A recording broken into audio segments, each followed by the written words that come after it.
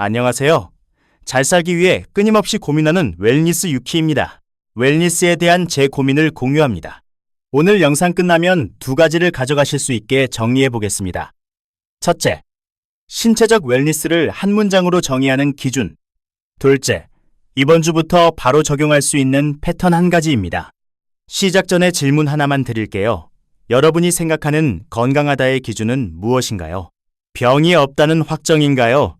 아니면 하루가 가볍고 회복이 빠른 상태인가요? 오늘은 순서대로 첫째, 병이 없음과 웰니스의 차이. 둘째, 시기, 활동, 수면의 핵심.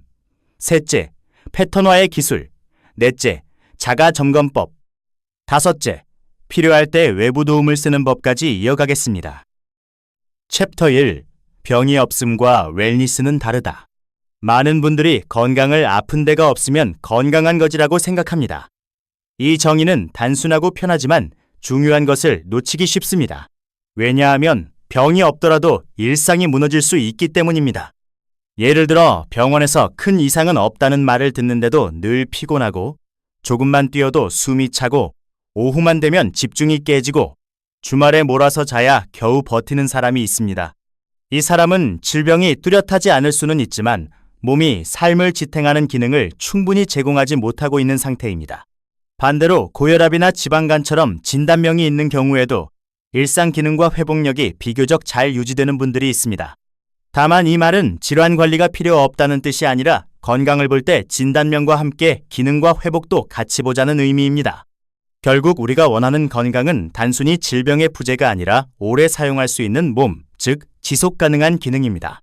세계보건기구 WHO는 건강을 질병이 없다는 상태만으로 보지 않고 신체적, 정신적, 사회적으로 안녕한 상태로 정의해 왔습니다. 이 정의가 현실적 이유는 간단합니다. 인간은 병이 없어도 기능이 떨어질 수 있고 병이 있어도 기능을 회복하고 유지할 수 있기 때문입니다. 그래서 저는 신체적 웰니스를 이렇게 정의하는 편이 실용적이라고 생각합니다. 내가 하고 싶은 일을 내 몸이 해낼 수 있고 무너지더라도 다시 회복할 수 있으며 그 상태가 반복 가능한 것. 핵심 단어는 기능, 회복, 반복 가능성입니다. 예를 들어 아침에 일어나 허리가 뻣뻣하지 않은지, 계단을 올라가도 심장이 과하게 뛰지 않는지, 감기에 걸려도 회복이 너무 오래 걸리지 않는지 같은 작은 지표들이 모여 신체적 웰니스를 만듭니다. 또 20, 30대처럼 젊은 시기에도 수면 부족, 장시간 앉아있는 생활, 불규칙한 식사가 반복되면 병이 드러나기 전부터 컨디션과 기능이 먼저 흔들릴 수 있습니다. 이 기준으로 보면 건강은 더 이상 정상과 비정상으로 판단되지 않습니다. 같은 나이와 같은 체형이어도 어떤 사람은 생활을 유지하기 어렵고 어떤 사람은 잘 버팁니다. 신체적 웰니스는 겉보기 몸매나 수치상의 정상이 아니라 현재의 일상 성능과 미래의 지속 가능성을 함께 다룹니다. 이 관점이 생기면 우리는 질문을 바꿀 수 있습니다. 병이 있나 없나에서 내 몸이 내 삶을 지지하고 있나로 말입니다. 챕터 2. 시기, 신체활동, 수면이 웰니스를 만든다. 신체적 웰니스를 구성하는 요소는 많지만 저는 그 중에서도 기반이 되는 세 가지를 먼저 잡아야 한다고 생각합니다. 시기, 신체활동, 수면입니다. 이 셋은 서로를 밀어주는 관계이기도 하고 무너지면 서로를 끌어내리는 관계이기도 합니다. 먼저 시기는 무엇을 먹느냐만이 아니라 어떤 패턴으로 먹느냐의 문제입니다. 같은 음식을 먹더라도 늦은 시간에 몰아서 먹는 패턴이 반복되면 수면이 얕아지거나 다음날 피로가 커지는 분들이 많습니다. 개인차는 있지만 언제 먹는가가 컨디션에 영향을 주는 경우가 생각보다 흔합니다. 또 배고픔이 아니라 스트레스로 먹는 습관이 반복되면 식사는 에너지 공급이 아니라 감정 조절 도구가 됩니다. 그래서 시기를 바꿀 때는 메뉴보다 구조를 먼저 봐야 합니다. 예를 들어 야식이 문제라면 밤에 뭘 먹지보다 저녁을 너무 늦게 먹는 구조가 있나, 퇴근 후 허기를 폭발시키는 패턴이 있나를 먼저 살펴봅니다. 두 번째는 신체 활동입니다. 운동을 헬스장으로만 생각하면 시작이 어렵고 끊기면 죄책감만 남습니다. 신체 활동은 훨씬 넓습니다. 하루에 얼마나 오래 앉아 있는지, 걷는 시간이 있는지, 근력 운동이 들어가는지, 숨이 찰 정도의 유산소가 있는지, 그리고 통증 없이 움직일 수 있는 가동성이 있는지까지가 활동입니다. 특히 근육은 단순한 외형이 아니라 일상을 버티는 기능입니다. 근력이 떨어지면 같은 일도 더 피곤해지고 통증이 늘고 활동이 줄면서 다시 근력이 떨어지는 악순환이 생기기 쉽습니다. 세 번째는 수면입니다. 수면은 피로를 회복하는 것만이 아니라 다음 날의 생활을 결정합니다. 또 잠이 부족한 날에는 단 음식이나 카페인을 더 찾게 되거나 운동을 미루게 되는 쪽으로 흐를 때가 있습니다. 그래서 수면은 피로 회복뿐 아니라 식이와 활동을 조절해주는 장치가 되기도 합니다. 그래서 웰니스를 만들 때는 활동하고 남는 시간에 수면을 취하는 것이 아니라 우선적으로 확보해야 하는 시간으로 다룰 필요가 있습니다. 이 세 가지는 각각 따로 개선되는 것 같지만 실제로는 하나가 좋아지면 나머지도 따라 좋아질 가능성이 큽니다. 그래서 신체적 웰니스의 시작은 거창한 결심보다 식이, 활동, 수면 중 어느 측면에서든 개선시키는 것에서 출발하는 경우가 많습니다. 여기서 오늘 실천을 딱 한 가지로 줄여보면 좋겠습니다. 예를 들어 이번 주는 카페인은 점심 이후 끊기 또는 저녁 식사 후 10분 걷기처럼 하나만 선택해도 충분합니다. 챕터 3. 웰니스는 의지가 아니라 패턴이다. 신체적 웰니스를 이야기하면 많은 분들이 이렇게 생각합니다. 좋은 건 알겠는데 꾸준히 못해요. 여기서 핵심은 의지력이 약해서가 아닙니다. 대부분은 패턴이 없어서입니다. 웰니스는 한 번의 결심으로 만들어지기보다 반복되는 일상에서 천천히 형성됩니다. 그래서 저는 웰니스를 위해 좋은 선택을 쉽게 만들고 나쁜 선택을 어렵게 만드는 구조를 설계합니다. 패턴화의 첫 단계는 환경을 바꾸는 것입니다. 예를 들어 집에 돌아오자마자 배달앱을 켜는 습관이 있다면 그것은 의지의 문제가 아니라 접근성이 너무 좋은 환경의 문제일 수 있습니다. 반대로 냉장고에 단백질과 채소가 준비되어 있고 씻어서 바로 먹을 수 있게 되어 있으면 좋은 선택이 더 쉬워집니다.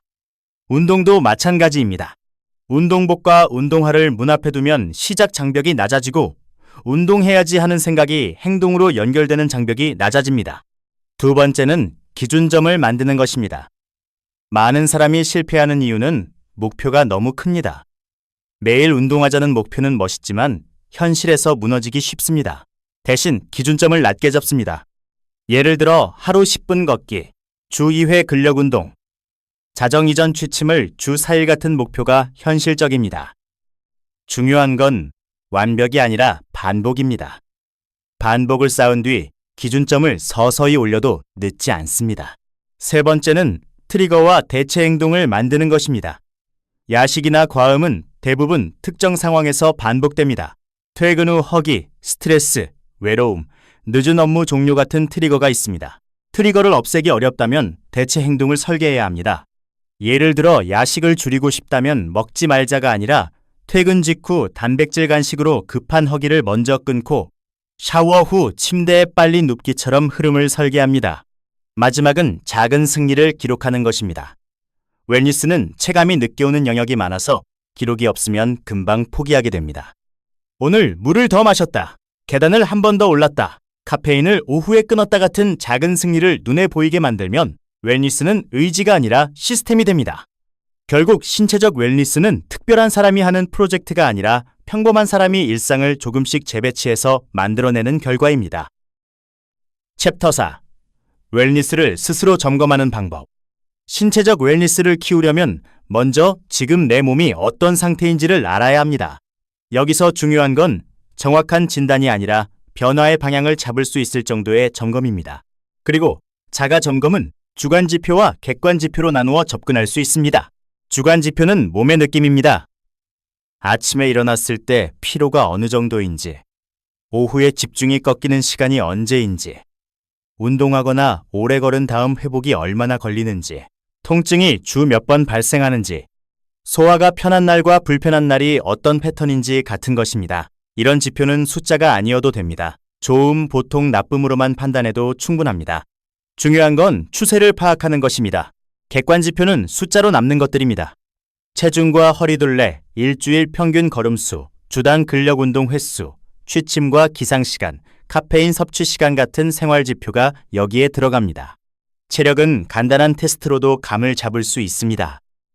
예를 들어 계단을 올라갈 때 숨이 얼마나 차는지, 1분 동안 의자에서 앉았다 일어나기를 몇 번 할 수 있는지, 한쪽 다리로 몇 초 버틸 수 있는지 같은 간단한 지표는 일상 기능을 꽤 잘 반영합니다.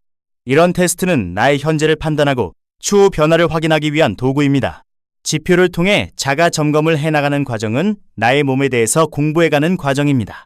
현재 나의 몸을 구체적으로 알아야 신체적 웰니스에서 어떤 측면에 강점이 있고 어떤 측면에 약점이 있는지 드러납니다. 강점은 지속하고 약점은 보충하는 과정은 신체적 웰니스를 강화로 연결됩니다. 챕터 5. 외부의 도움을 잘 활용하면 속도가 난다. 지금까지 이야기한 것처럼 신체적 웰니스의 핵심은 일상의 패턴과 자기 점검입니다. 그런데 혼자만으로는 한계가 있습니다. 내가 느끼는 피로가 단순한 수면 문제인지, 빈혈이나 갑상선 문제 같은 신체 원인이 섞여 있는지, 운동을 시작해도 안전한지, 약이나 영양제가 영향을 주는지 같은 부분은 전문가의 도움으로 훨씬 빨리 정리될 수 있습니다. 이때 활용할 수 있는 대표적인 도구가 병원 진료와 건강검진입니다. 다만 여기서 중요한 점이 하나 있습니다.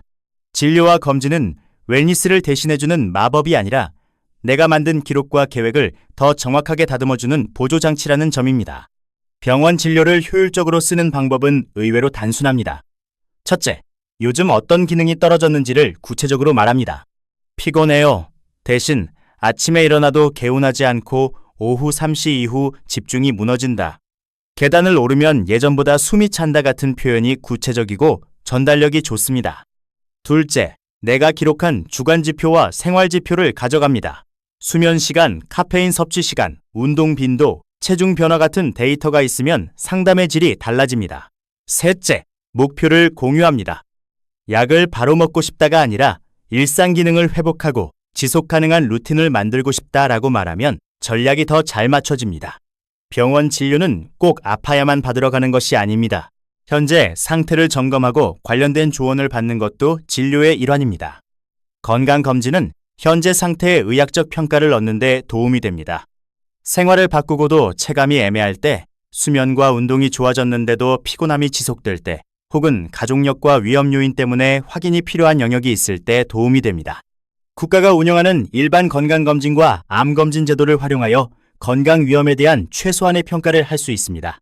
조금 더 폭넓게 평가를 하고 싶은 경우에는 종합검진 패키지를 활용하는 것도 방법입니다. 이때 건강검진은 그 자체로 결론이 아니라 출발점으로 생각해야 합니다. 결과를 받았을 때는 이 수치가 내 기능 저하와 연결되는가? 생활로 바꿀 수 있는 부분은 무엇인가? 추적이 필요한지, 얼마나 자주 관찰할지 같은 질문으로 연결해야 웰니스에 도움이 됩니다. 오늘은 신체적 웰니스를 질병이 없음이 아니라 지속 가능한 기능의 관점으로 다시 정의했고, 그 기반이 되는 식이 신체활동 수면, 그리고 일상을 패턴으로 설계하는 방법, 자가 점검과 외부의 도움을 활용하는 방법까지 이야기했습니다. 여러분은 오늘의 이야기를 들은 뒤 건강하다라는 말에서 어떤 의미가 떠오르게 되셨나요? 댓글로 여러분의 생각을 한 문장으로 남겨주시면 소통에 도움이 될 것 같습니다. 다음 영상부터는 신체적 웰니스의 핵심 요소를 하나씩 더 깊게 다루어 보겠습니다. 그 첫 단추로 내 웰니스를 평가하고 피드백하기 위한 도구로서 병원 진료와 건강검진을 어떻게 활용하면 좋은지부터 정리해 보겠습니다. 이후 시기에서 무엇을 줄이고 무엇을 늘려야 하는지, 신체 활동을 어떻게 일상에 적용할지, 수면을 어떻게 안정시키는지, 그리고 지속 가능한 루틴을 만드는 실전 전략까지 이어가겠습니다. 몸은 단기간에 소비할 대상이 아니라 평생 함께 가야 할 기반입니다. 웰니스 유키였습니다.